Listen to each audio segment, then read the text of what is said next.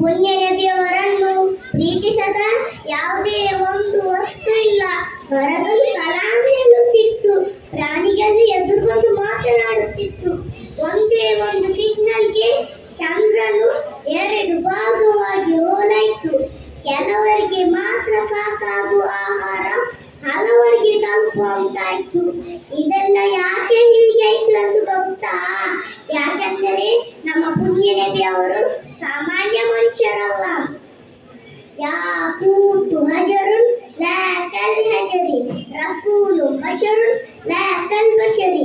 ಯಾಕೂತು ಕಲ್ಲಾದರೂ ಸಾಮಾನ್ಯ ಕಲ್ಲು ಅಲ್ಲ. ಅದೇ ರೀತಿ ಪುಣ್ಯ ನಬಿಯವರು ಮನುಷ್ಯರಾದರೂ ಸಾಮಾನ್ಯ ಮನುಷ್ಯರಲ್ಲ. ನಾಚಿಕೆ ಆಗಬೇಕು ಕೆಲವರಿಗೆ. ಪುಣ್ಯ ನಬಿಯವರು ಸಾಮಾನ್ಯ ಮನುಷ್ಯರನ್ನುವರಿಗೆ ನಾಚಿಕೆ ಆಗಬೇಕು.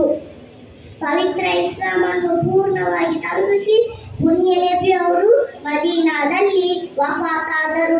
ಅಲ್ಲಾಹು ನಮಗೆಲ್ಲರಿಗೂ ಪುಣ್ಯ ನಬಿಯವರ ಶಫಾತ್ ನೀಡಲಿ. ಆಮೀನ್.